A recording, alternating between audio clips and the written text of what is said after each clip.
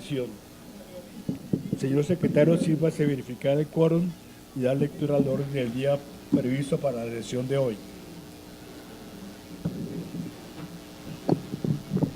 Un cordial saludo a los presentes, los señores académicos numerarios y correspondientes, a los invitados especiales a esta sesión, lo mismo que a los académicos electos, quienes próximamente tomarán posesión. Vamos a iniciar la sesión en el día de hoy. Una invitación a los presentes para que por favor bloqueen los teléfonos móviles. Hay quórum para deliberar y decidir, señor presidente. Para esta sesión solemne, en la cual se recibe como académico numerario a don Pablo Fernando Pérez Riaño, el orden del día es el siguiente: excusas, verificación del quórum. Segundo, palabras de saludo del vicepresidente en funciones presidenciales, padre Fernán González. Tercero, presentación de libros. Cuarto, ceremonia de posesión del académico Pablo Fernando Pérez Riaño. Designación de la comisión que lo conducirá al salón de sesiones. Toma del juramento. Disertación del recipiendario sobre el tema La Gran Encomienda de Chita y sus anexos, una empresa colonial del siglo XVI.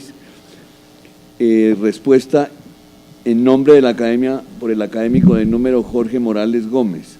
Entrega del diploma e imposición de la venera. Concluido el orden del día, el recipiendario invita a una recepción en el Salón Luis Duque Gómez. Leído el orden del día, señor presidente. Aprueba la academia el orden del día presentado. Gracias, señores académicos.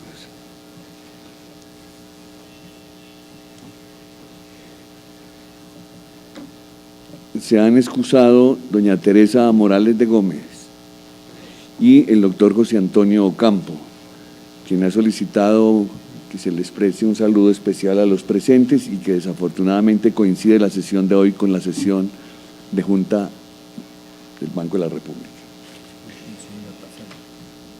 Segundo, palabra de saludo del vicepresidente en funciones presidenciales, padre Fernán González. Bueno, un saludo especial a los señores académicos honorarios del número correspondientes, a los invitados especiales, presidentes de academias, docentes, estudiantes universitarios, especialmente los familiares del recipiendario. Me corresponde hoy presidir esa sesión por encontrarse fuera de la ciudad el académico Eduardo Durán, presidente titular. Desgraciadamente me acabo de enterar de que está ausente y que me toca presidir. Así que de todas maneras, por eso de todas maneras va a ser bastante breve. Por tanto, mi saludo, obviamente, al recipiendario. No puede hacer justicia a su trayectoria como antropólogo, arqueólogo, un doctorado en Historia y Arqueología de la Universidad Complutense de Madrid, doctor Pablo Fernando Pérez, con su especialidad en arqueología colombiana, cerámica prehistórica, pero además ha servido de apoyo a muchos proyectos de infraestructura que aparecen en su hoja de vida larga. Su obra se ha plasmado en varios libros, capítulos de libros, revistas, y también en su experiencia docente en el externado de Colombia en la Universidad Javeriana. Hace poco, recientemente, hace unos años, la academia publicó su librito sobre la cabuya de Chicamocha, su trascendencia en nuestra historia, y su tesis doctoral, que fue tesis laureada en la Universidad Complutense de Madrid, sobre arqueología y etnohistoria en un área de contacto de etnias chipchas. Su disertación de hoy, Encomienda de Chita y sus anexos, una empresa colonial del siglo XVI, va a ser comentada por el académico Jorge Morales Gómez. Le agradecemos. Entonces, además, hoy se va a presentar y distribuir una memoria bibliográfica de 4 décadas de actividades de la Fundación para la Conservación del Patrimonio Cultural Colombiano que ha liderado el Banco de la República, de cuya mesa directiva hace parte la academia. En el pasado tuvo una participación muy activa y a la vez muy cuestionada por las intervenciones en inmuebles de carácter patrimonial histórico, que no había mucha experiencia a escala nacional e internacional, y simplemente eso se fue por ensayo y error, se fue perfilando esa política de conservación. Con la reforma del Banco de la República esos recursos se agotaron y no pudieron renovarse, entonces ahora se distribuye en proyectos de mediano monto, 900 millones de ese fondo, en propuestas vinculadas al patrimonio mueble de documentos, pintura histórica vinculados con el Bicentenario. Este libro es una memoria de 40 años de actividad de una visión de las obras que fueron intervenidas. Se inicia con un texto muy crítico del decano del académico correspondiente Germán Telles, seguido de otros testimonios y un interesante registro visual de inmuebles y bienes inmuebles intervenidos. Sobre el convenio con el Ministerio de Cultura, hemos seguido avanzando en la organización del encuentro sobre la historiografía de la independencia que se va a realizar entre el 13 y el 15 de junio en Bogotá, con participación de academias departamentales, centros locales y académicos vinculados a los programas de formación profesional. Pretendemos hacer una evaluación, un encuentro sobre las miradas a las fuentes tradicionales y los nuevos aportes de la historiografía de la independencia y los trabajos recientes. Esta semana además tuvimos la visita de la pintora uniandina María de la Paz Aramillo, que dado su interés por la colección de pintura histórica de la Pinacoteca de la Academia, ofreció en donación una de sus obras de pop art, La Batalla de Boyacá, de su colección personal. Una obra que estuvo en la Casa de Nariño, junto con La Monja de Botero y otras obras de Andrés Santa María, de donaciones de la Pinacoteca Presidencial en la Casa de los Presidentes durante el gobierno del presidente Belisario Betancur.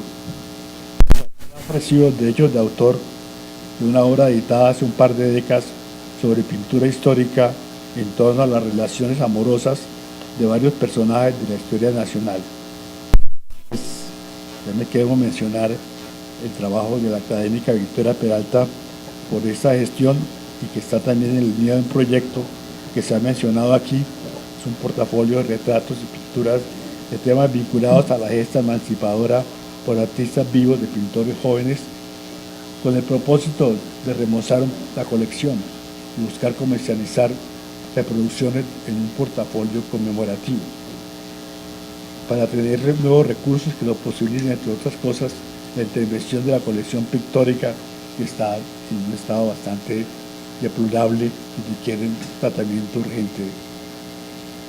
Otro tanto se ha venido gestionando también con el Teatro de Santo Domingo y la Sala de Conciertos de la Biblioteca Luis Ángel Arango, un ciclo de conferencias sobre la música del siglo XIX de la Colonia de la Independencia. Sería lo que teníamos pendientes. Además, pues anunciar que vamos a tener el receso de Semana Santa, vamos a trabajar hasta este viernes y habrá el receso hasta el lunes de Pascua. El lunes de Pascua tendremos la visita de la doctora Doris Somers de la Universidad de Harvard, un encuentro con la mesa directiva sobre experiencias pedagógicas sobre procesos de paz en el marco de la incorporación de la enseñanza obligatoria de la historia en la ley que acaba de ser aprobada con todas las historias que ustedes sabemos. Continuamos entonces con el orden del día. Gracias, señor presidente. Tercer punto, presentación de libros. ¿Alguno de los académicos tiene libros para presentar? En la mesa. Gracias, doctor Luis Horacio.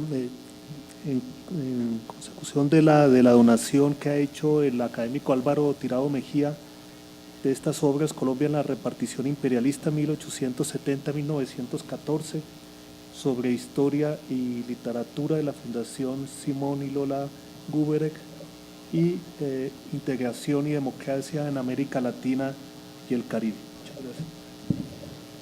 Gracias, doctor Roger. Damos inicio a la ceremonia de posesión del académico Pablo Fernando Pérez Riaño. Le solicito al señor presidente la designación de la comisión que lo conducirá al salón de sesiones. Para la comisión que va a acompañar al académico Pablo Fernández Pérez, vecino, el doctor Gonzalo Correal y el doctor Rodolfo Segovia, que vayan a escoltar a nuestro recipiendario.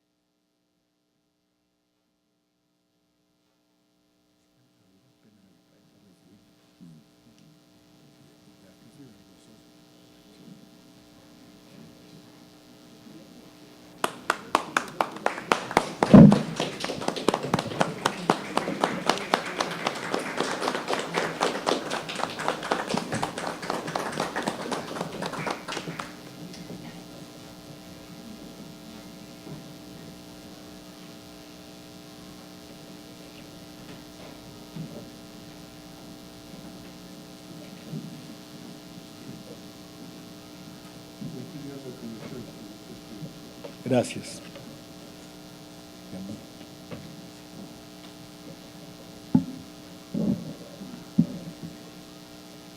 Toma del juramento.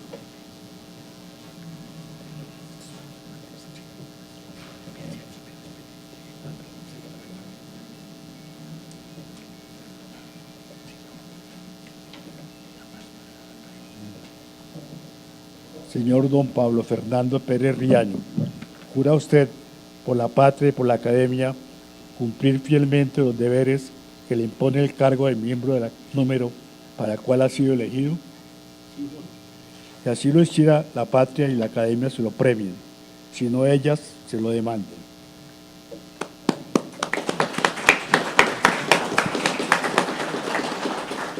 Bienvenido. Pueden sentarse. Disertación del recipiendario sobre el tema La gran encomienda de Chita y sus anexos, una empresa colonial del siglo XVI. Tiene la palabra el académico Pablo Fernando Pérez Riaño.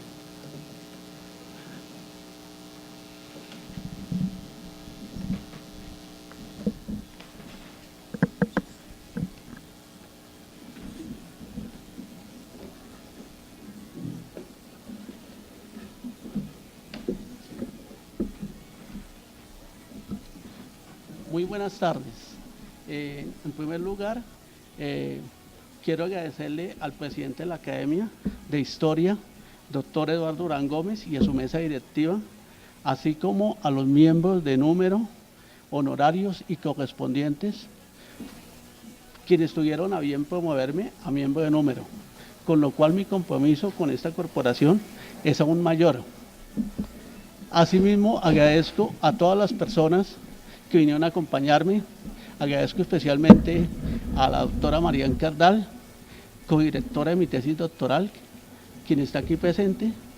También agradezco a mi familia el apoyo que siempre me ha prestado.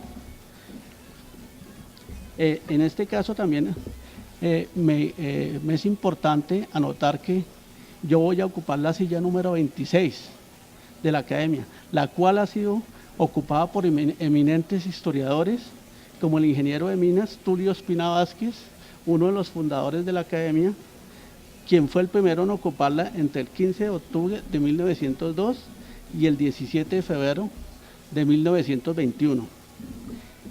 Él se destacó por sus trabajos sobre geología y minería en Antioquia. Además ocupó la rectoría de la Universidad de Antioquia y desde esa institución apoyó la fundación del Museo de Geociencias, donando en 1888 una colección de geología con unas 2000 muestras con las cuales se creó el Gabinete de Mineralogía y de Geología. Él fue el padre del presidente Mariano Ospina Pérez. Le sigue en la silla Miguel Arroyo Díez, quien la ocupó desde el 1 de octubre de 1921 hasta el 14 de septiembre de 1935. De profesión abogado, nació en la ciudad de San Juan de Pasto y fue secretario de gobierno del Cauca y gobernador de ese mismo departamento. Entre sus obras se destaca la historia de la gobernación de Popayán y la cronología de los gobernadores durante la dominación española. El tercer ocupante de esta silla fue el vallecaucano Tulio Enrique Tascón, quien la ocupó entre diciembre de 1935 y agosto de 1954. De profesión abogado, fue presidente de la Academia Colombiana de Historia entre 1941 y 42. Se desempeñó en diversos cargos públicos, siendo 2 veces presidente designado y ocupó varios ministerios. Es autor de varios textos de derecho, destacando la historia del derecho constitucional colombiano. Publicó también trabajos sobre la historia de Buga, siendo uno de los fundadores de la academia de esa ciudad. Al doctor Tascón le sucedió José Manuel Pérez Ayala, quien ocupó la silla entre abril de 1956 hasta marzo de 1972. Entre sus obras se tienen Misiones Diplomáticas Colombia-Cuba, Baltasar Jaime Martínez Compañón y Bujanda, Colombia en el Amazonas, la recopilación sobre los derechos de la República y la invasión peruana a Leticia, aspectos desconocidos de la vida del virrey don Manuel Guirior y otro trabajo sobre el coronel José María Barreiro. Posteriormente, mi antecesor en esta silla es el abogado Diego Uribe Vargas, muy conocido por todos nosotros, quien la ocupó desde marzo de 1973, dejándola vacante por su promoción a miembro honorario. El doctor Uribe Vargas es considerado uno de los más importantes internacionalistas del país, enfocándose además en los estudios de paz y derechos humanos y la diplomacia, temas sobre los cuales posee una extensa bibliografía en la cual trata con gran acierto esta variedad de tópicos. Además de catedrático y profesor visitante en diversas universidades extranjeras y profesor en la Universidad Nacional, ha desempeñado diversos cargos públicos, siendo ministro delegatario en 1991 durante la Asamblea Nacional Constituyente. Él tiene un gran número de obras, voy a mencionar algunas de las más importantes. De la primera es el Panamericanismo Democrático, publicada en 1958. En el año 67 publica el Referéndum. Posteriormente publica un trabajo que se llama Colombia y la diplomacia secreta. Este trabajo es interesante porque muestra cómo hubo algunos manejos diplomáticos por fuera de los canales tradicionales, en los cuales se buscó volver a apoyar un establecimiento nuevo de la monarquía.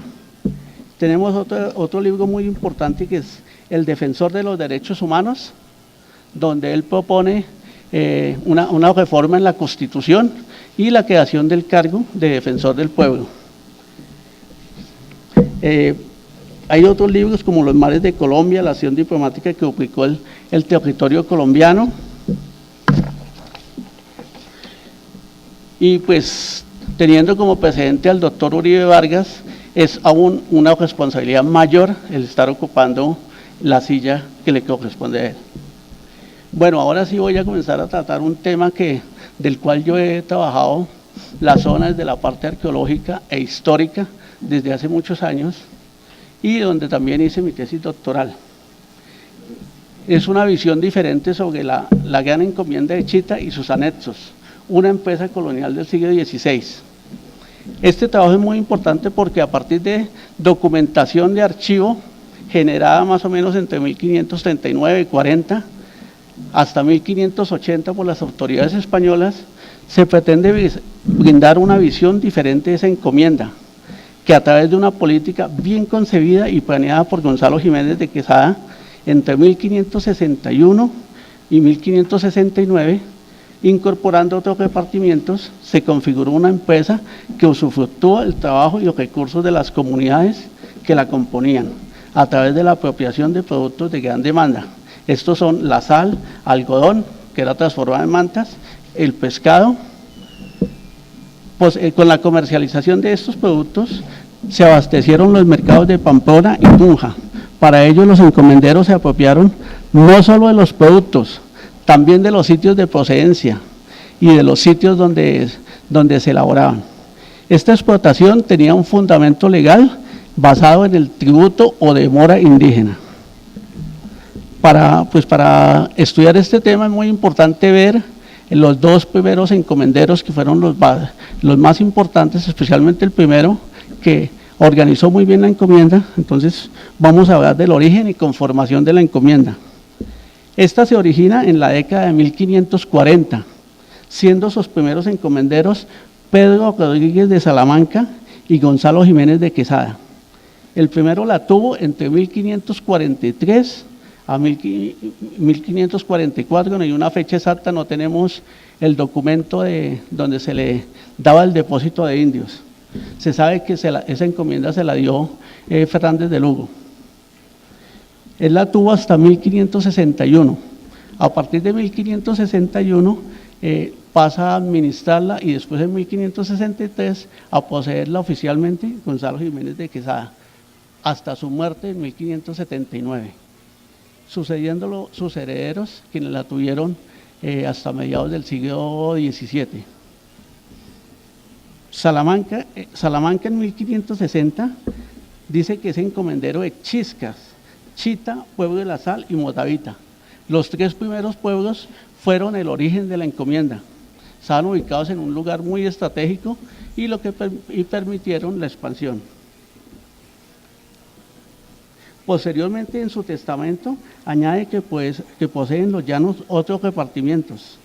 Ya ahí menciona un conjunto de repartimientos ubicados en el piedemonte casanareño y en la zona de Arauca. Es decir, ya había iniciado el proceso de ampliación de la encomienda, incorporando poblaciones de las etnias Ipuyes y Achaguas. La expansión llegaría a su culmen con Gonzalo Jiménez, quien recibió la encomienda en 1563. Aunque realmente comenzó a administrarla en 1561.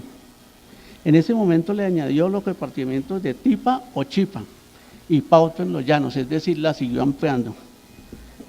En 1564, Jiménez, después de un pleito por una provincia de indios que llaman de los Caquetíos y sobre la pesquería, le suma a otros pueblos del Piedemonte, muy importantes. Fisba, que era un pueblo muy importante, Guimite y Mona.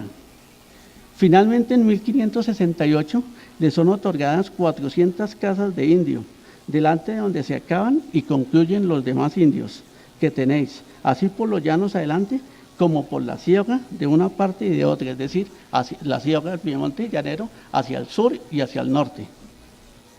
Ora sean achaguas o de otra nación, con todos los caciques, capitanes e indios o sujetos, es decir, con esto, y ahí podemos ver la primera imagen del documento que tenemos ahí. Si vemos en la primera página, cuando uno abre Googlear, puede ubicar, se alcanza a ver el tamaño de la encomienda. Con esto obtiene o logra conformar una encomienda que ocupó territorios de Boyacá, Arauca y Casanare.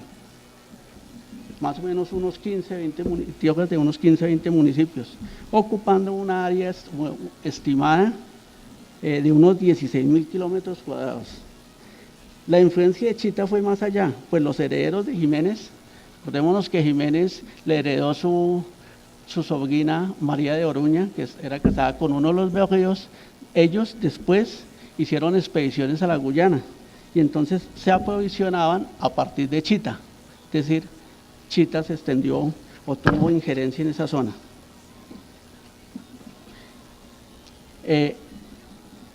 El manejo de la encomienda por parte de sus primeros encomenderos. Aquí es muy importante tener en cuenta que la encomienda o la importancia de la encomienda, la consolidación no es solo tener ese territorio tan grande, sino saber administrarlo. Entonces, esto obedecería al emprendimiento de su primer encomendero, como dijimos, Pedro Rodríguez de Salamanca y Jiménez de Quesada posteriormente, quien supo concretar los logros de su antecesor. Para comprender esto se cuenta con dos documentos claves. El primero es el testamento otorgado el 26 de junio de 1561 por Salamanca en Chita. El segundo, la visita de Tomás López a Chita en 1560. En esto se hacen afirmaciones que sugieren las labores desarrolladas y su gran rendimiento económico, convirtiéndolo en un encomendero adinerado. Según su testamento, sería de los primeros que introdujo en el norte de Boyacá ganado. Tenía 103 caballos y mulas. Incluso tenía un caballo de paso que se lo tenía prestado a Jiménez de Quesada y dice que estaba en Mariquita. Dice, lo tiene Jiménez en Mariquita. Tenía 600 vacas, que es una cantidad ya enorme. Tenía 3.000 ovejas, 430 cabras, 500 puercos y 16 bueyes de arada. Él en las mulas llevó sal, mantas de algodón y petacas desde Chita y Chiscas a Pamplona. Estos bienes se obtenían del tributo, ya fuera en forma de productos, es decir, la sal y las mantas, o en ocasiones en el trabajo de transformación del algodón que recibía del llano, y posiblemente mantas de lana de las ovejas que tenía. Las mantas se elaboraban principalmente en pueblos de tierra fría.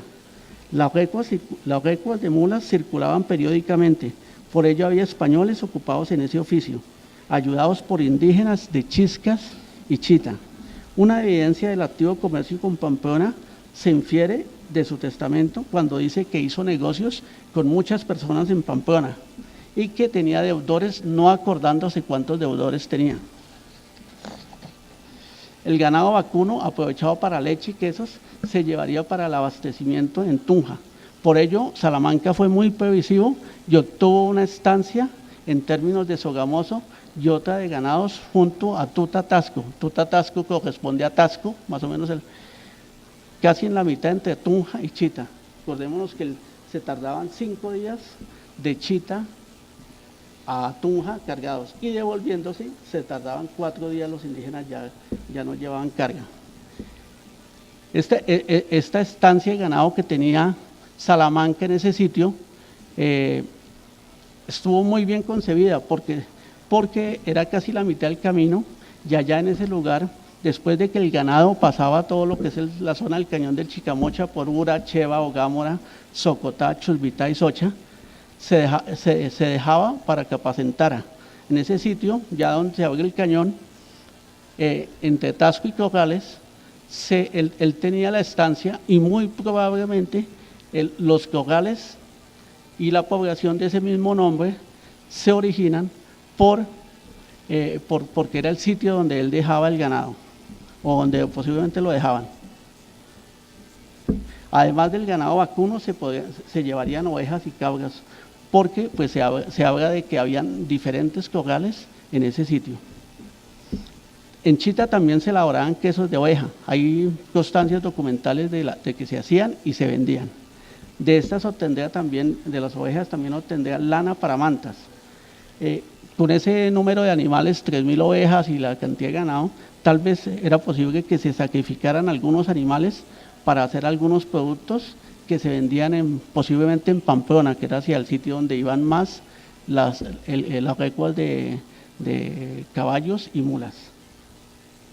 Esto se deduce porque cuando en el testamento dice que le debe Benito Hernández en Pamplona de lo que ha recibido de su hacienda. Salamanca también dio a los indígenas de los llanos hachas y machetes que facilitaban sus labores. Es decir, el tipo era muy organizado y les repartió de todo. Él habla de que se les den hasta en 50 pesos, el valor se les retribuya por las hachas, los machetes y todo lo que les ha dado allá en el llano. Además de eso, en Chita tenía un molino, uno de los más antiguos del altiplano. el testamento menciona que ya ese molino lo estaban reparando y que era un molino de Oredesno. Para esa época quizá es uno de los molinos más tempranos en territorio colombiano. Si miramos el trabajo de Satizábal sobre los molinos de trigo, él menciona que el más temprano es de 1596 y por ahí hay otro documento que menciona hacia 1569 hacia la zona de Lenguasaque, algo así. Este molino de Chita debía haber estado quizá por ahí en 1558 ya en funcionamiento. En Salamanca, como todos los encomenderos de la época, llevó indígenas a las minas de Pamplona. Entonces, apenas se descubrieron las minas, muchos encomenderos de Boyacá llevaron indígenas allá a trabajar. Pero lo que siguió haciendo, en vez de seguro del oro, no le dio, y entonces él siguió con su comercio de sal hacia la zona.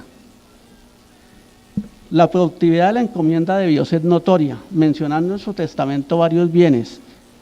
Entre esos mencionaba varias casas y solares en la ciudad de Tunja, pero lo que dice más de su patrimonio es la ropa, joyas, mobiliario y los aparejos para sus caballos. Él menciona, por ejemplo, que sus vestidos tenían botones de oro con perlas, cadenas de oro, un crucifijo con esmeraldas. Y además de eso también menciona en su testamento que poseía 2 minas de plata y varios esclavos. Entre sus deudores estaban personas en Santa Fe, Vélez y Santo Domingo. Lope Montalvo de Lugo le debía 1.000 pesos de oro e incluso Felipe II le debía 500 pesos de buen oro que le empresté en la ciudad de Santa Fe del año de 60. Su riqueza no pasó desapercibida, por eso una vez se conoció su muerte, sin dejar herederos se desató una pugna por la encomienda. Es así como él hizo el testamento el 26 de junio y ya el 3 de julio de 1561 Jiménez de Quesada está solicitando la encomienda por la muerte del encomendero. Para hacer esa solicitud de la encomienda se apoya en una cédula otorgada por el rey en 1548. Ese mismo día el licenciado Valverde, refiriéndose a Chita, dice: el cuarto repartimiento es uno de los buenos de este reino y tal que en muchos años no podrá abarcar otro tal, y hay pocos que lo sean. Por tanto, suplico se mande poner en vuestra corona o encomendar a don Gonzalo Jiménez. Ese día hay otra solicitud de Pedro Sotelo a nombre de Gregorio Suárez de Deza, quien era el albacea de Salamanca, donde se dice que antes de su muerte se había desposado y casado por palabras de presente que hacen verdadero matrimonio con doña Isabel Suárez, su hija legítima, su legítima mujer, hija del dicho mi parte, la cual sucede en el repartimiento de indios que tenía encomendados y poseía el dicho. Parece que Isabel Suárez era una niña. Por ese motivo, el 9 de ese mes, el licenciado Valverde hace cargos criminales a los alcaldes de Tunja por dar la posesión de la encomienda de Isabel Suárez y ordena los traigan presos a Santa Fe. En los días sucesivos se presentan 7 solicitudes más a la encomienda. Pese a esto es encargada a Jiménez para su administración. El 11 de julio de 1561 la audiencia confirma el auto, pese a las otras solicitudes y la supuesta esposa de Salamanca. Con ello la encomienda pasa a poder de Jiménez, prácticamente 2 años antes de la posesión oficial, que ocurre en 1563. A partir de ese momento, Jiménez se pone al tanto de la encomienda, debiendo hacer indagaciones sobre sus tributarios, demora y todo lo relacionado con eso. El 24 de septiembre señala respecto a Chita, abro comillas: queriendo yo ahora enviar a cobrar la demora se ha hallado que están muy agraviados porque no siendo 500 indios están tasados en 1.500 mantas, que sin la pestilencia pasada de las viruelas de ahora 2 años, andan ahora con otra de dolor de costado, que cada día se mueren muchos. Es menester que los dichos indios sean desagraviados y hasta que eso se haga yo pararé de cobrar, aunque sea en mi perjuicio. Ese mismo año los caciques de Chita, don Miguel de Salamanca y Gonzalo de Vimisa, presentan un documento de similar tenor. Esto significa que Jiménez había ido o enviado emisarios a Chita. La presencia de agentes de Jiménez desde 1561 y quizá antes se infiere de testimonios de 1571 y un pleito por maltrato de indios en 1572. Jiménez toma posesión en mayo de 1563 y 3 días después otorga a Miguel Velázquez poder para la administración de la encomienda. En las instrucciones le indica que puede traer españoles para que ayuden y que debe encargarse de todo lo referente a la encomienda. Para dar las instrucciones, Jiménez se apoyó en su conocimiento de la zona. Hay varios documentos donde se infiere que Jiménez estuvo en el área, estuvo en Támara, estuvo en Chita varias veces. Miguel Velázquez fue sucedido en 1567 por Miguel de Gamboa, quien estaría hasta 1573-74. El mayordomo residía en el repartimiento de Chita con Antonio de Lima. También había españoles en los repartimientos más importantes y estratégicos para la administración de la encomienda. En Támara estaba Juan Jorge y en Pilba Juan Medina, en Chiscas Gonzalo Díaz y después Cristóbal Camelo con Pedro Gómez. Algunos se desempeñaban como arrieros entre Chita y Pamplona principalmente. En Chita también vivían las esposas de Gamboa y Lima. Habría otros españoles que estarían allí desde época de Salamanca, cuando sería el administrador un español de apellido Mojica. Juan Jorge, quien era el administrador, el que vivía en Chita, en Támara, estaba encargado de recibir la demora, de reforzar la doctrina. ¿Qué significa reforzar la doctrina? Que cuando no estaba el padre doctrinero, ellos se encargaban de enseñarles a rezar y a los indígenas, especialmente a los muchachos. Él también tenía que visitar las parcialidades cercanas a Támara, que incluían indígenas achaguas y caquetíos, situadas a 2, 3, 4 y más días de camino. También llevaba cuenta de los indios para saber cuáles estaban en edad de tributar. Coordinaba e iba a la pesquería en el llano, administraba la despensa donde se guardaban los bienes tributados y los enviaba hasta Chipa. Las parcialidades dependientes de Támara fueron Chire, Mama, Tecásquira, Curuchey, Huimite, Nimite, Guacete y Cubacute, ubicadas en los municipios casanareños de Hato Corozal, Paz de Ariporo, Pore, Támara, parte de Nunchía, San Luis de Palenque y Trinidad. Otro lugar importante fue Pilba. Pilba estaba en un sitio estratégico y era un cacique muy importante que tenía varios capitanes dependientes. Desde allí se accedía a una zona de topografía abrupta, clima frío y de páramo, y al piedemonte casanareño. Lo interesante es que con respecto a Pilba, cuando pues, le preguntan al intérprete, que era un indígena, le dicen que si sabía la lengua, él dice que la lengua de los de Pilba es igual a la lengua que se habla en Gámeza. Los productos que llegaban a Pilba eran pescado, miel, mantas de algodón, guacamayos y papagayos. Pilba tenía varios capitanes sujetos, entre estos Nunchía y las parcialidades de Mona y Guyamite. En ese pueblo estaba Juan Medina, que tenía funciones similares a Juan Jorge.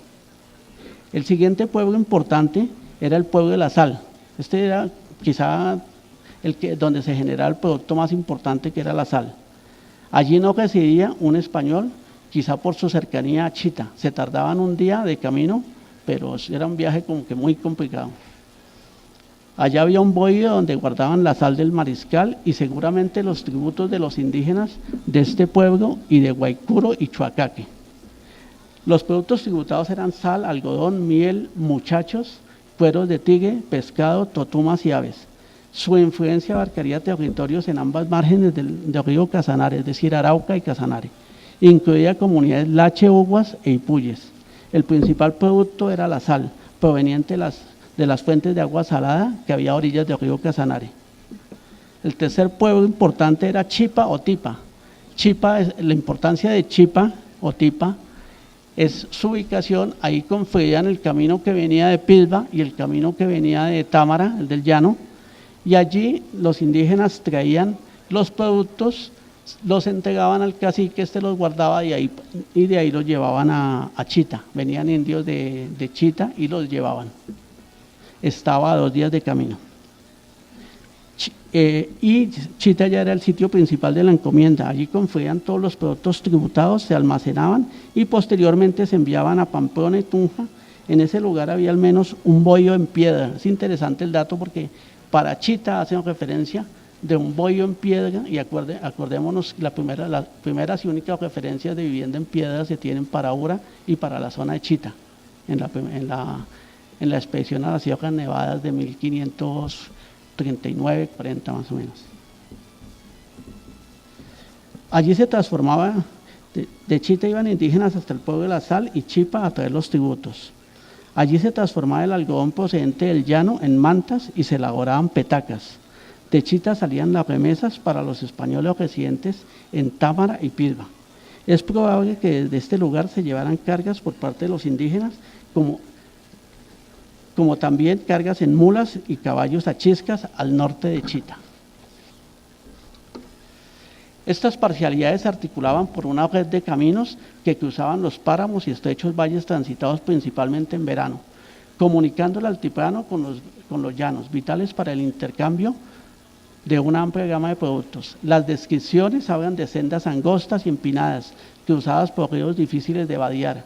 En invierno existía también un puente de bejucos de gran extensión, posiblemente en el sector de la Cabulla. Lo interesante es que el sector de la Cabulla, por ese mismo sitio, va la carretera actualmente. Este puente es comparado por Gamboa este río Casanare es comparado por Gamboa con el Guadalquivir de Sevilla. En ese tramo de río se estrecha antes de entrar a la llanura, donde amplía su cauce, volviendo a reducirse en San Salvador, donde estaría el puerto de Casanare, mencionado a comienzos del siglo XVII. A partir de ese lugar, el Casanare es ya navegable. Allí los jesuitas tenían su embarcadero para ir a sus misiones y haciendas, y también desde allí se embarcarían las remesas para los berríos. Lo interesante es que el puerto de Casanare, mencionado en 1602, que corresponde también con el sitio de San Salvador, es el sitio por donde hoy también hicieron el puente, la nueva carretera que va a Tame desde Hato Corozal. Es decir, el sitio donde se estrecha el río son los sitios claves. Una constante en los documentos de 1560 y 1570 y 71 es la alusión a los caminos, a las largas distancias. Por ese motivo los indígenas dicen que cuando vino el Zipa, así denominan al visitador Angulo de Castejón, más o menos en 1562-63, fueron a Sogamoso llevando maíces por los indígenas que tenían. Es decir, no llevaban sus indígenas, pero sí llevaban en una bolsita, en una mochila, una cantidad de maíces con los cuales contaban los indígenas. Esa vez el visitador, Angulo de Castejón, fue solamente hasta Sogamoso, porque por cuanto hasta allí había buen camino, como lo indica Martín de Agurto en 1564. Las razones de los caciques para no traer a sus indígenas ante el visitador eran que sus repartimientos quedaban lejos, los caminos eran ásperos y de arcabuco, y se podían ahogar en los ríos o morir en los páramos. Debido a que los indígenas eran obligados a llevar cargas pesadas y como eso estaba prohibido, se le hicieron cargos a Jiménez, su mayordomo y otros españoles, ordenándoles abrir caminos. Para ello se hacen indagaciones que muestran cómo a partir de Chita estos eran pésimos. En el pueblo de la Sal en 1571 dijeron: es tan mal camino el que se lleva para entrar en el dicho pueblo de la Sal que suben a él por escaleras hechas de bejuco, y que aún peor, si no lo llevan a cuestas, no pueden entrar en su tierra. 3 productos fueron objeto de atención principal: la sal, el pescado y el algodón, a partir del cual se elaboraban las mantas. La sal, como sabemos, las salinas más importantes en Boyacá fueron las del pueblo de la Sal. Allí la sal aflora de manantiales ubicados en la margen izquierda del río Casanare. Estas eran explotadas por los lache uva del pueblo de la Sal, siendo intercambiada con comunidades de llano y cordillera. Una vez llegaron los españoles, la sal pasó a ser objeto de tributación y fuente de riqueza. Fue tan importante que el adelantado buscó sacarle el mayor provecho económico. Por ello, en 1569 solicita 2 estancias. Él dice: suplico manden hacer merced de una estancia para ganados y otra para pan en término del pueblo de la Sal, por donde corre el río de Casanare de una banda y de otra, junto junto y dentro de las salinas.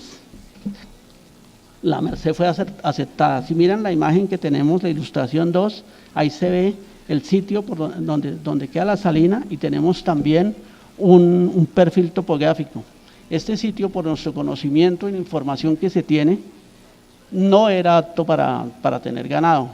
Hay pendientes superiores al 40% y según los indígenas la zona era muy incómoda.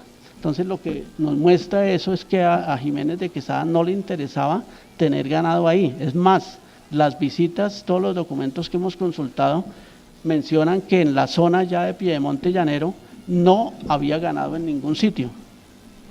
Lo que le interesaba era apropiarse de los mejores pozos salinos. Por ese motivo le hacen cargos en 1572 y 73.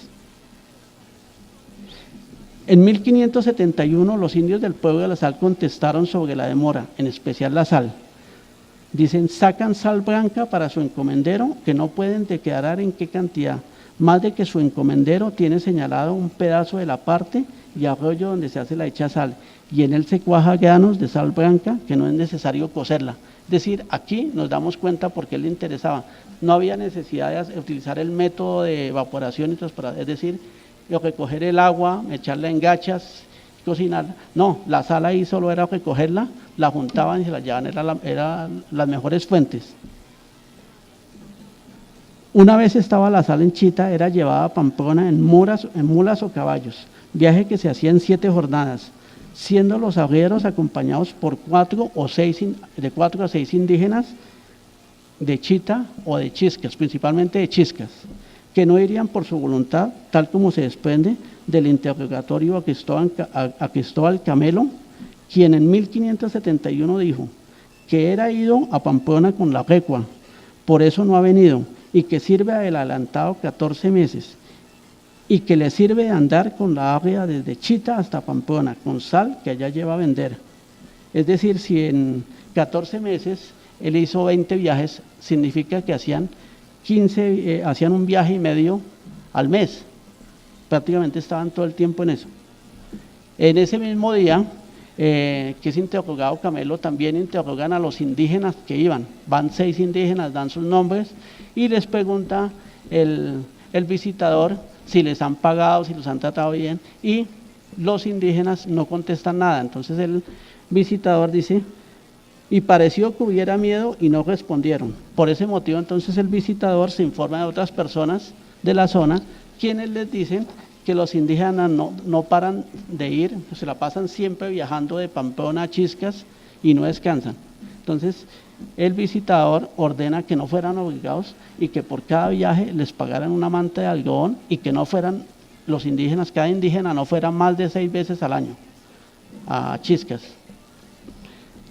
Las cargas serían constantes, es decir, el volumen de sal quizá era mayor al indicado en la visita al pueblo de la Sal.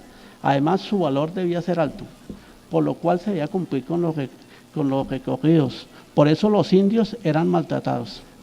Entonces, es tanto los maltratos que se tienen datos de al menos un indígena que murió en uno de esos viajes. Entonces dicen, y que porque el dicho Camelo tomó un poco de sal para vender, y este declarante se lo dijo al dicho Miguel de Gamboa, Camelo azotó mucho a este declarante y a otros indios, y mandó a un indio que pasase un caballo a la otra banda de un río, el cual iba, que decido, de monte a monte, y que aunque el dicho indio decía que llevaba mucha agua, Camelo porfiaba de que había de pasarse. Y yendo pasando, el dicho caballo dio un salto y tomó el dicho indio y se ahogó. Si a Pamplona iban 4 a 6 indígenas con el español, y si cada uno se encargaba de 4 caballos o mulas, y cada animal se cargaba con 8 arrebas, la recua oscilaba entre 20 y 28 animales, llevando por viaje entre 160 y 220 arrebas. De esas, tal vez el 70% correspondería a sal. En consecuencia, llevaban 168 a 231 arrebas mensuales. Eso significa que tenían que estar todo el tiempo trabajando y sacando sal. Para mantener esa periodicidad, debían producir más sal. Eso sugiere que todo el año los indios estaban elaborando y cargando sal. Entonces lo hacían los indígenas de Chita, del pueblo de la Sal, pero los de Chita iban a traerla y a cargarla. Era un día y tenían que cruzar el páramo.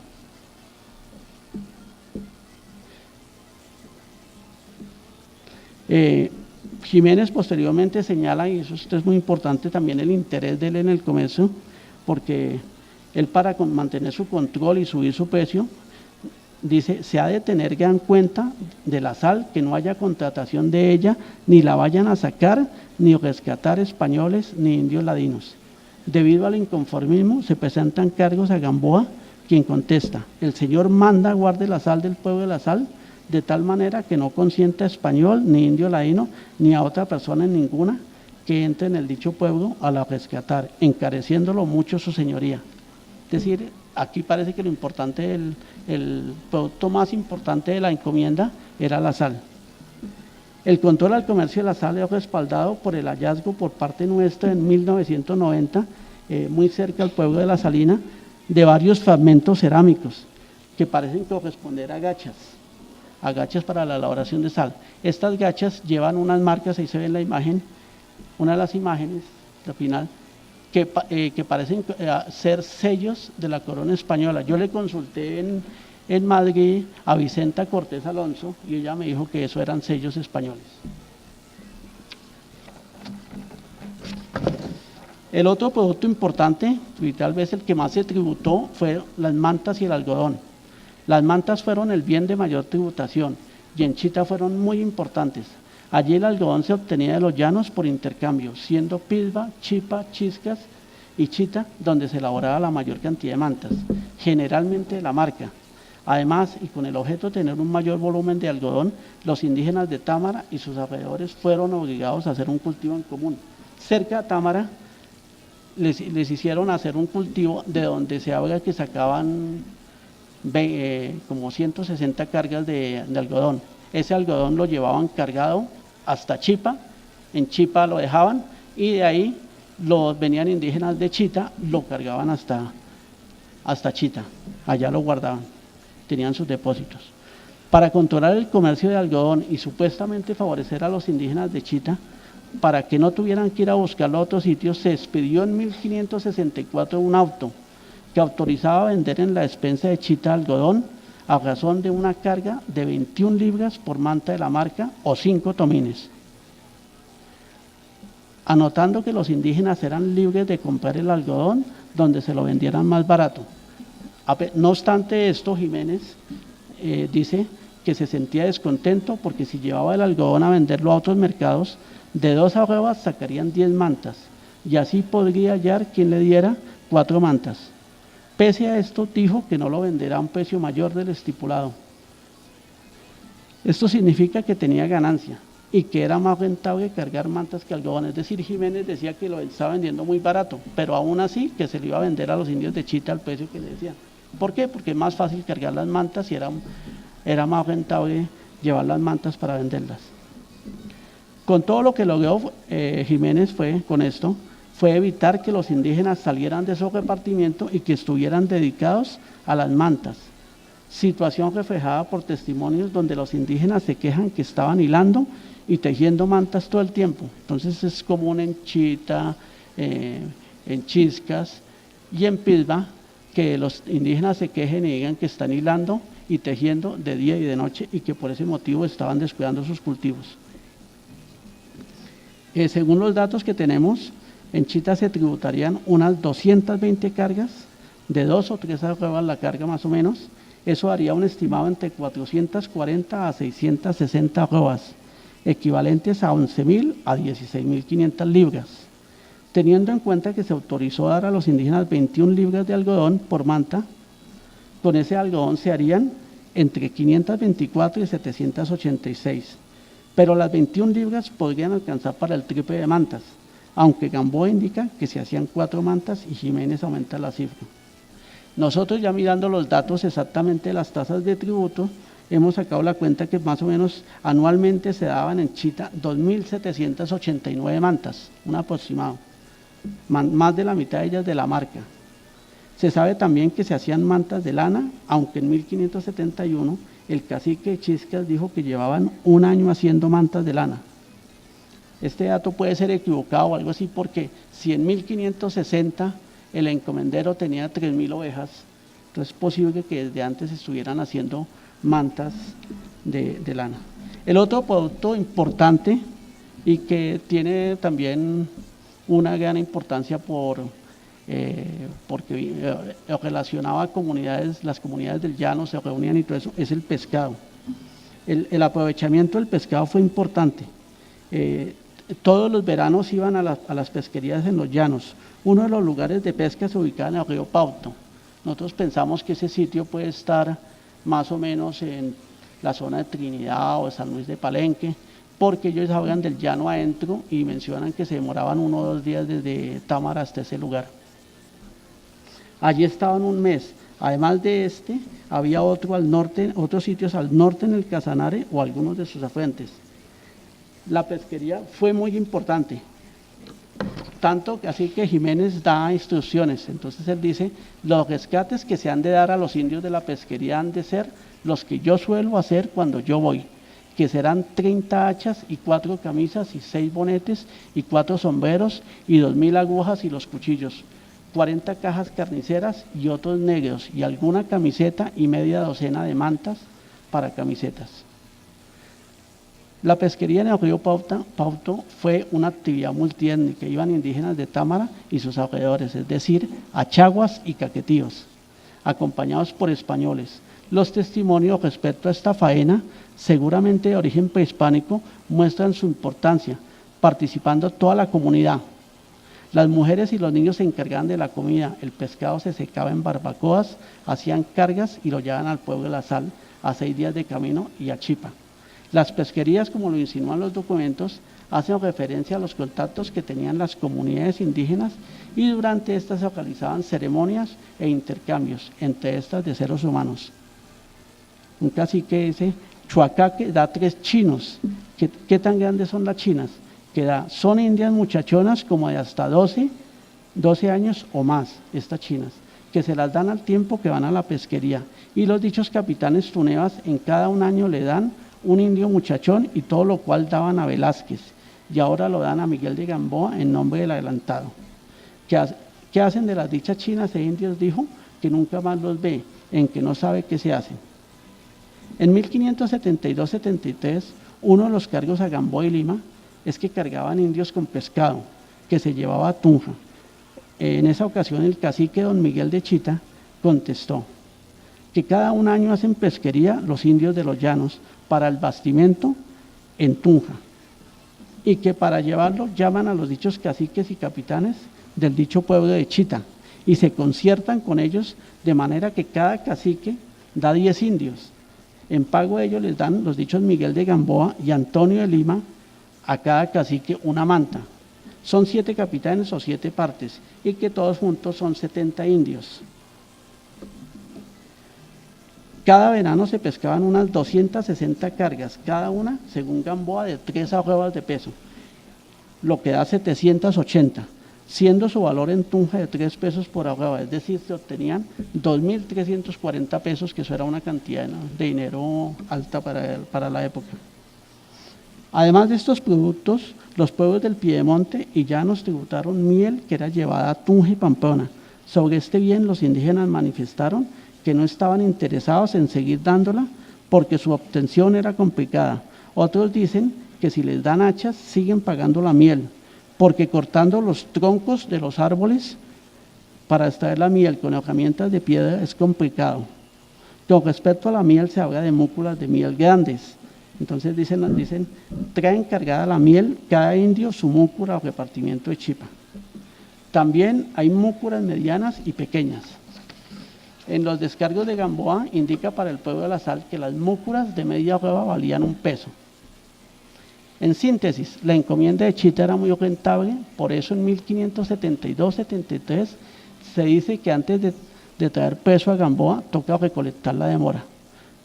Abro comillas, porque si le traían peso no se cobrarían, porque el cobro es dificultoso a causa de la mucha distancia de tierra que hay de un repartimiento a otro, y dificultosos pasos y de riesgo, de lo cual se ocupan 7 españoles. La dicha demora en mantas y las dan unos y otros con granjerías que entre ellos hay, dando a los unos el dicho Miguel de Gamboa algodón para que las hagan, según la costumbre entre ellos, por lo cual nos es imposible la cobranza. y a arriesgar a perder vuestra alteza no se aventure ni se pierda vuestra dicha de mora, que son casi 4.000 pesos. Además de estos productos, los indígenas tributaban cueros y cuajos de venado para hacer queso, carne de venado, ayo, yopo, aves, trementina, y hacían labranzas para su encomendero. También había 2 pueblos ahí cerca a Pisba donde hacían cerámica. Conclusiones. La información documental muestra la magnitud de la encomienda. La encomienda fue enorme y el manejo dado por sus encomenderos. En esto se consignan datos de importancia para la arqueología y antropología de la zona. 1. Se organizó en torno a un centro ceremonial Lache Ugua. En Chita se tiene tal vez uno de los sitios arqueológicos más importantes de la cordillera oriental y más monumentales. Este sitio fue ocupado ininterrumpidamente desde hace más de 2000 años, siendo este un lugar relevante que no pasó desapercibido a lo largo del tiempo, que dada su estratégica ubicación interactuó con otras zonas. 2. Hubo interés en apropiarse de bienes de gran demanda como sal y mantas, sus lugares de producción y el control de la mano de obra indígena. 3. La encomienda fue organizada como una empresa. Cada repartimiento tuvo una función: Chita el centro administrativo, Pisba y Támara y el pueblo de la Sal los lugares donde se obtenían los productos. Chipa fue un centro de acopio, allí traían productos de Pisba y los llanos, especialmente algodón, pescado y miel. El cacique los recibía y enviaba a Chita. Para completar ese esquema se tenía Chiscas, que por su ubicación podría denominarse como un sitio de embarque. Hasta Chita los productos eran traídos por indígenas y de allí y Chiscas se transportaban en mulas y caballos, principalmente a Pamplona. No todos los productos se llevarían en recuas, en ocasiones iban indígenas a Tunja con pescado o miel. 4. Las sendas indígenas y algunas nuevas originadas por los cambios establecidos con la llegada de los europeos fueron importantes para la comunicación e intercambio de bienes e ideas. Estas dieron origen a los caminos reales, importantes en la colonia, independencia y la república, comunicando áreas ocupadas por diversas etnias. Por ejemplo, se habla de un camino que iba desde Chipa hasta territorio de Teguas, es decir, en el valle de Tensa, y cruzaba toda la cordillera. La ganadería en Chita sería importante y temprana, dado la lejanía con respecto a Tunja. Allí en 1561 había un hato ganadero y elaboraban quesos de vaca y de oveja. En 1571 se observa una disminución con respecto a 1561. Esto contrasta con las instrucciones de Jiménez, quien en 1569 dice que hay suficiente ganado, especialmente puercos. 2 años más tarde no se menciona ningún puerco en Chita, quizá en otro sitio de la encomienda se tendrán estos animales y tal vez más ganado. 6. La producción agrícola fue importante, para ello había antes de 1560 bueyes y se instaló un molino, uno de los más antiguos de la provincia. 7. Tráfico de seres humanos. Los españoles en la segunda mitad del siglo XVI recibieron muchachos traídos del llano. Se calcula que entre 1561 y 1571 los recibieron en Chita 20 muchachas y 10 muchachos. También se sabe para Pisba en 1571 que traían muchachas del llano y de abusos cometidos por un español a las indígenas. 8. Tuvo una composición multiétnica con indígenas lache-uguas, muiscas, achaguas, caquetíos e ipuyes, ocupando unos 16.000 kilómetros cuadrados.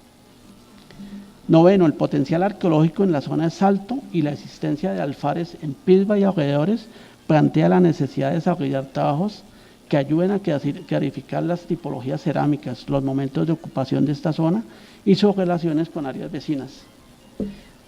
10. La revisión de los datos arqueológicos para el pueblo de la Sal, la ubicación del sitio donde se hallaron fragmentos de gacha con sellos españoles y las características topográficas y dominio visual de los valles del río Casanare y Chinimaque, junto a la posible existencia de modificaciones en el lugar, indican que podría ser un sitio ceremonial. En este lugar parece que hay muros de contención. La vez que fuimos en el año 1990, pues alcanzamos a observar. Lo que pasa es que en ese momento estaban los campamentos del Ejército de Liberación Nacional y era un poquito complicado. Bueno, con esto termino, espero que haya sido de su interés.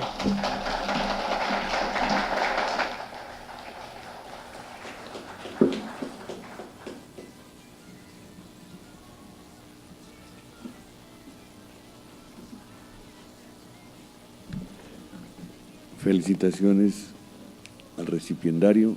A continuación, la disertación, la respuesta en nombre de la Academia Colombiana de Historia por el académico de número, doctor Jorge Morales Gómez. Tiene la palabra el académico Jorge Morales Gómez.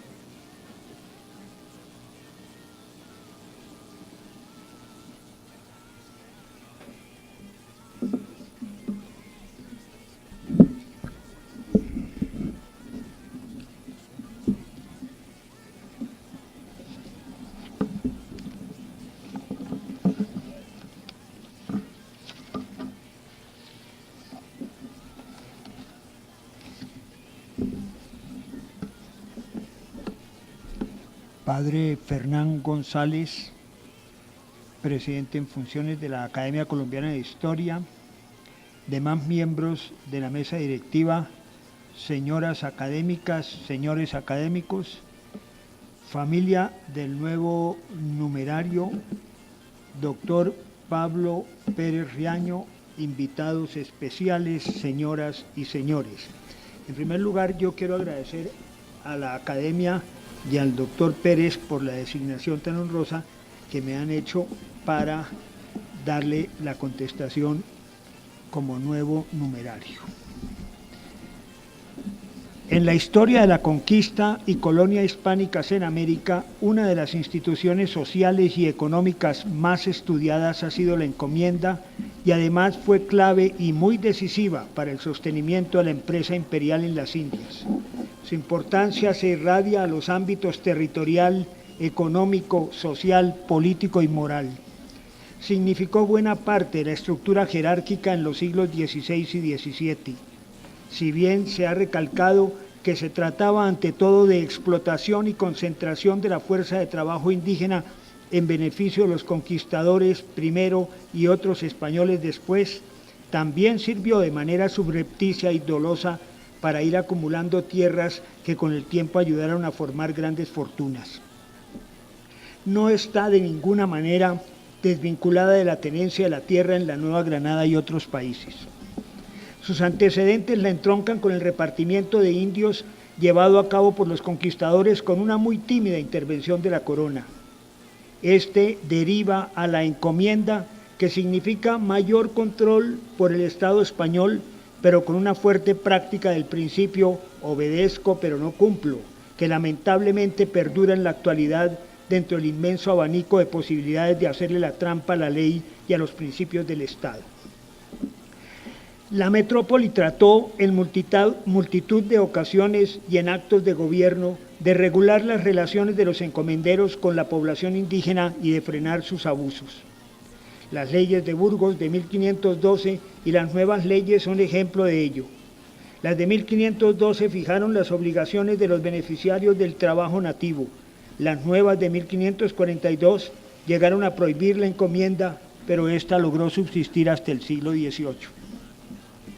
Las visitas de la tierra como mecanismo controlador de los abusos de encomenderos y para ordenar los territorios y racionalizar los ingresos al erario fueron un esfuerzo que en varias ocasiones fijó nuevas tasas justas de tributo, mas otras, a pesar de la idoneidad y honestidad de muchos de los visitadores, se diluyó en incumplimientos, intrigas y apelaciones ante los tribunales del rey. No se puede negar, ni siquiera reducir la importancia de las órdenes religiosas en los procesos de humanización de la encomienda y otras instituciones asociadas a ella como la mita. Franciscanos y dominicos especialmente no escatimaron esfuerzos en denunciar abusos e injusticias que iban en contravía de las intenciones del rey y su Consejo de Indias. Ya sabemos que el sacerdote de la Orden de Predicadores, Las Casas, llegó hasta cuestionar el justo título de la conquista. Intensas discusiones se llevaron a cabo para dirimir infinidad de aspectos relacionados con esta institución. El reclamo de los conquistadores a tener beneficios por la empresa a favor de la corona, la esclavitud indígena, la duración de la encomienda, si por una vida o 2 vidas o a perpetuidad, la cesión y arrendamiento de encomiendas, la tierra de los indios encomendados y su uso, la usurpación y fraude de títulos, los tributos en sí mismos, su tasa y retasa, los destinados al rey y dentro de ellos el quinto real en oro, los trabajos en diferentes sitios, algunos muy distantes del pueblo de indios, la excepción de los caciques al trabajo, los servicios personales, la obligación de los encomenderos por la cristianización, la disminución de la población aborigen y su relación con los trabajos asociados en las encomiendas, etcétera, etcétera. Con respecto al último punto, el de la cuestión demográfica, se sabe que epidemias y otras enfermedades fueron causas primordiales de esa vertiginosa caída, pero eso no descarta que las condiciones explotadoras en el trabajo no hayan tenido efecto sobre la salud de los indios. Los viajes a largas distancias asociados con la mita, tal como lo muestra el trabajo del recipiendario, fueron razones que sí pudieron ser causas de enfermedades mortales. Margarita González, siguiendo a Silvio Zavala, establece dos períodos respecto de la encomienda. El primero o antillano se caracterizó por la preocupación por el derecho al dominio de los conquistadores y primeros encomenderos sobre el indio y por el descontrol de aquellos con sus títulos de conquista. El segundo o continental significó una labor de regular la encomienda en sí misma. Ella ya se daba por hecho y se trataba ante todo de equilibrar ante la ley a los dos grupos en tensión. El proceso de formalización de la encomienda se va a dar a lo largo de las etapas sucesivas de conquista y colonización, comenzando con los rescates, siguiendo con las expediciones y finalmente con la instauración de gobernaciones. Los conquistadores comenzaron con alegar derechos de conquista, valga la redundancia, compensaciones por el trabajo de imponer obediencia al rey y al papa, y llegaron a pretender y reclamar encomiendas a perpetuidad como Diego Colón en la Española, o a defenderla al menos por 2 vidas, hasta que finalmente se convirtió en una forma de amasar fortuna con trabajo ajeno y luego con tierras de los indios, aunque el principio territorial no estaba en su carácter desde la encomienda castellana. En el caso que se presenta hoy, la gran encomienda de Chita, Pablo Fernando Pérez nos hace un detallado registro sobre la forma como se configuró esta enorme riqueza a partir del trabajo indígena y su extensión territorial. Es un ejemplo que ilustra muchos de los modos jurídicos fuera de la legislación que se daban en el siglo XVI, cómo se hacían esguinces a la norma escrita.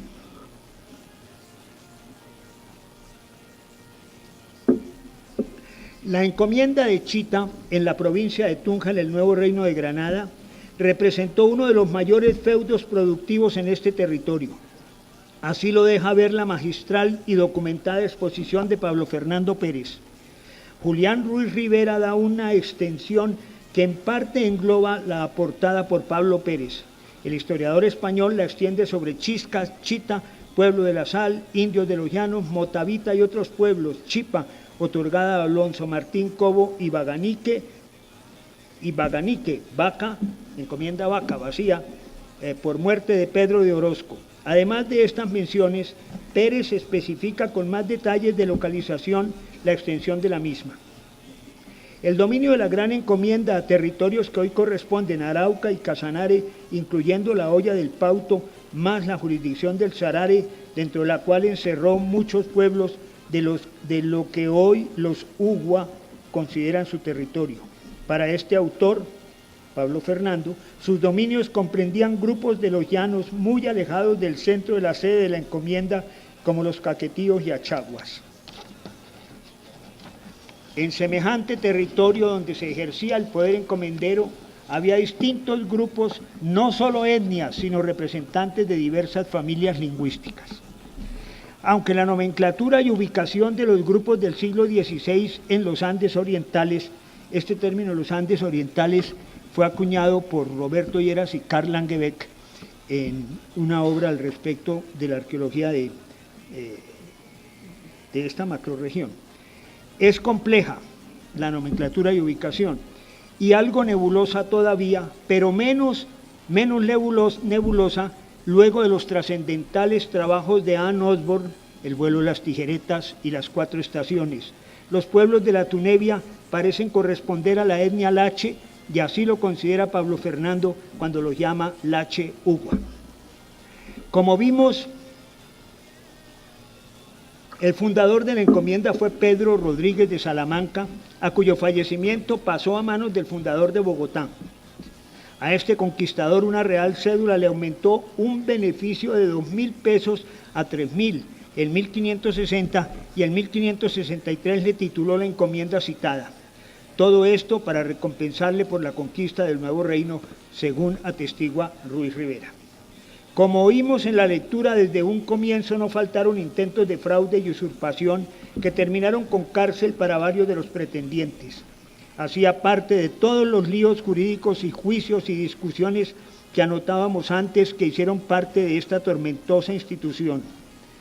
Cualquier parecido con la actualidad colombiana es mera coincidencia.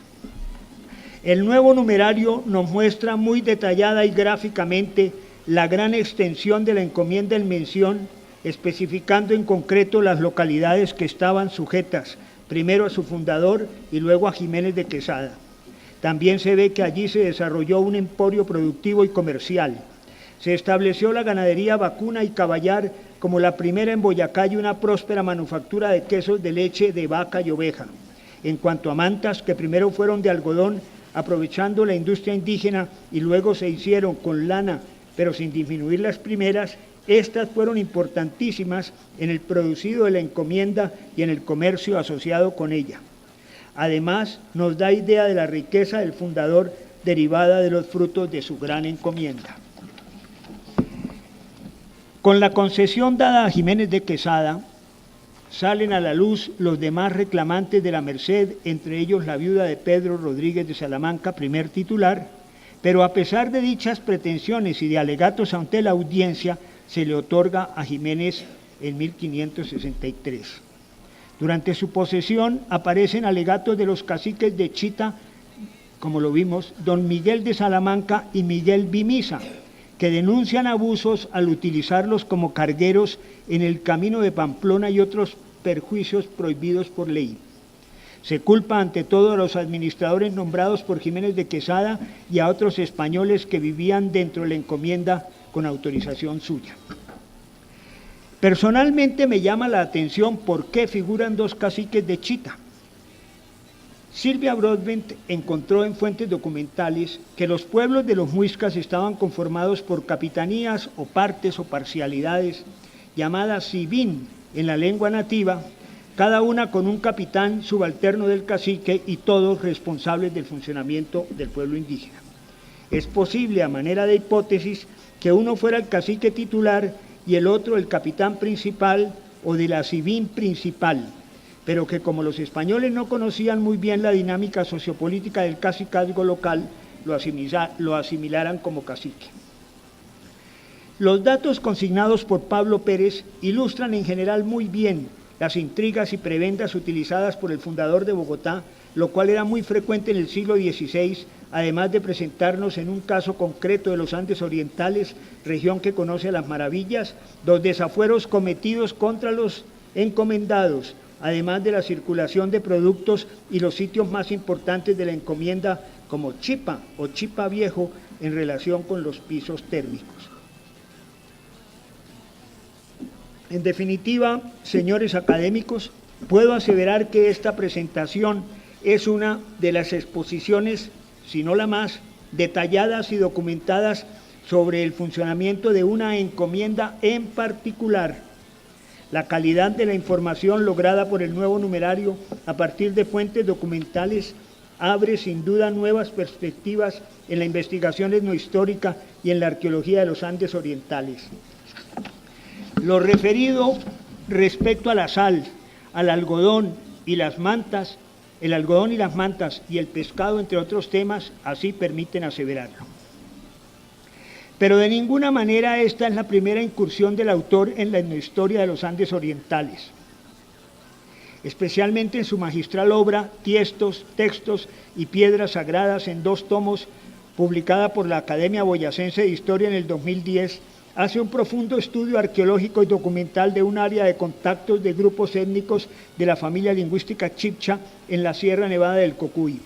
En ella asigna como pertenecientes a los muiscas los pueblos o comunidades de Chusvita, Socotá, Cosquetiva, Comesa, Socha, Chitagoto, Sátiva, Tupachoque, Ocavita, bueno, y otros más, como Laches o Laches Ugua, Aurá, Cheva, Ogamora, Chita, Pueblo de la Sal, Chipa, Guacamayas, Guarevitebas, Panqueva, Cocuy, Chiscas, Rasgón, Litargón y algo dudoso Carcasí. Como miembros de la etnia Chitarero, Atequia, Huaca y Servitá, y finalmente como posibles guanis, Acharalá, Coromoro, Huacha y Sumita.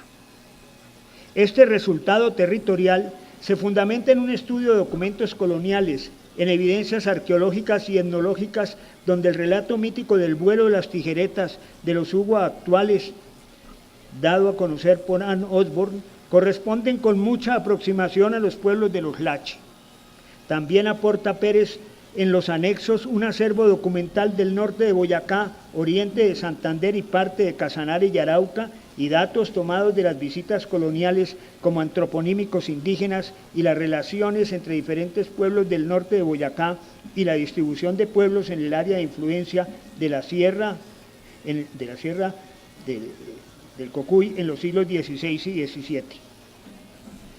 Aparte de su muy interesante contribución etnohistórica en el área aludida perteneciente a los Andes orientales, no es menor su experiencia e idoneidad reconocida como arqueólogo. Sus asesorías son de gran prestigio y aprecio en el Instituto Colombiano de Antropología e Historia. Se graduó de antropólogo en la Universidad Nacional de Colombia en 1988 y obtuvo el doctorado cum laude sobresaliente en Historia de la Universidad Complutense de Madrid con especialidad en arqueología. Tiene Pablo una experiencia muy sólida en investigación y arqueología contractual. Este campo se ha desarrollado en nuestro país a raíz de la exigencia de salvar el patrimonio arqueológico en obras de infraestructura, pero esa no es su única modalidad, como veremos. Me haría interminable en citar la ingente cantidad de proyectos en los cuales ha participado, pero nombraré algunos de los más recientes. Restauración del Templo Doctrinero de San Isidro de Chiquiza, 2016-2017 para Pedro Pablo Rojas, SAS. Estudios de factibilidad arqueológica para la construcción de un distrito de riego y drenaje en el Urabá antioqueño para el consorcio CPT Transatec Urabá.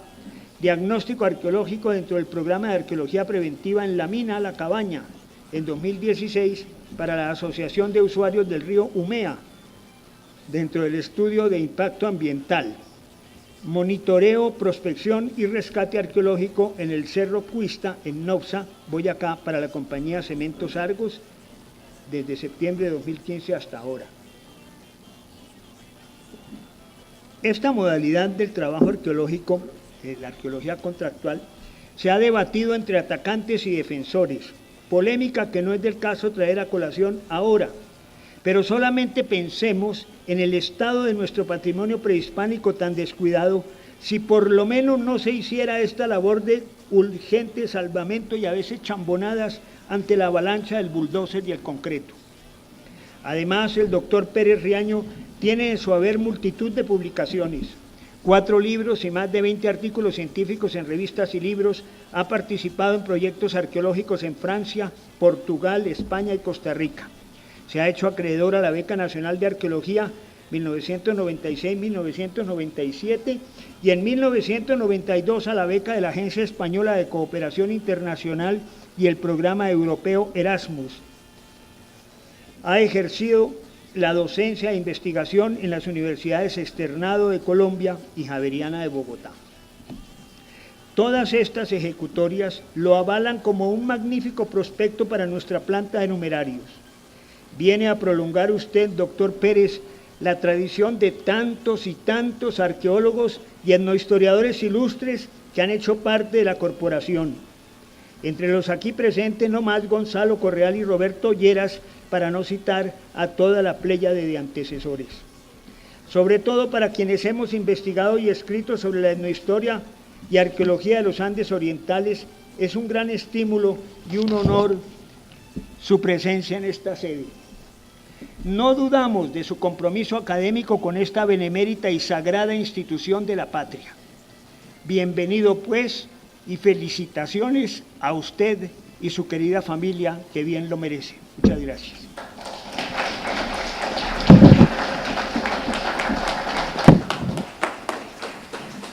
¿Quién va a poner la bebida? ¿Quién va a vender aquí?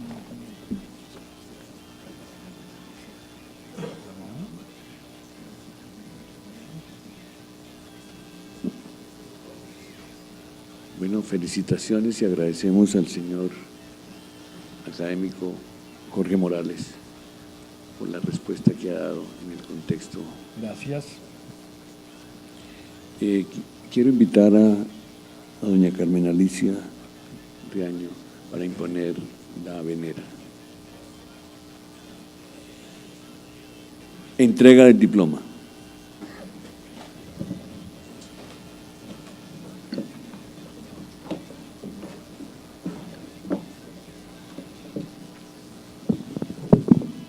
El diploma reza así: República de Colombia, la Academia Colombiana de Historia, en atención a los merecimientos del señor don Pablo Fernando Pérez Riaño, lo ha elegido miembro académico de número de la corporación.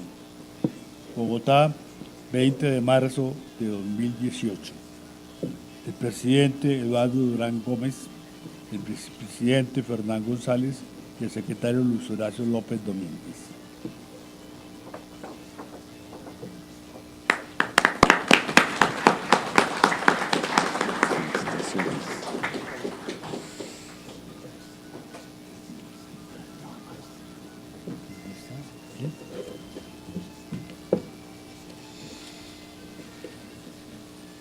Imposición de la venera por doña Carmen Alicia Riaño de Pérez.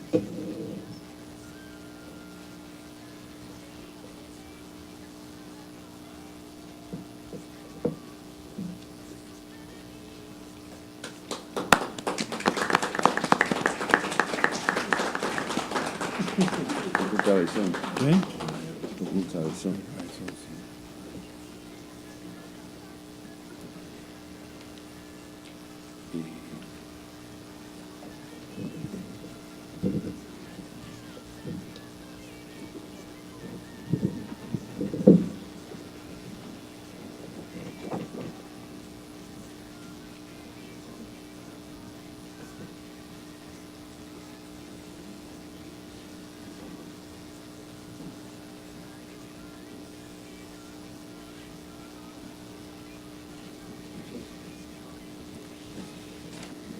Señor presidente, agotado el orden del día, a continuación el recipiendario invita a los presentes a una recepción en el Salón Luis Duque Gómez.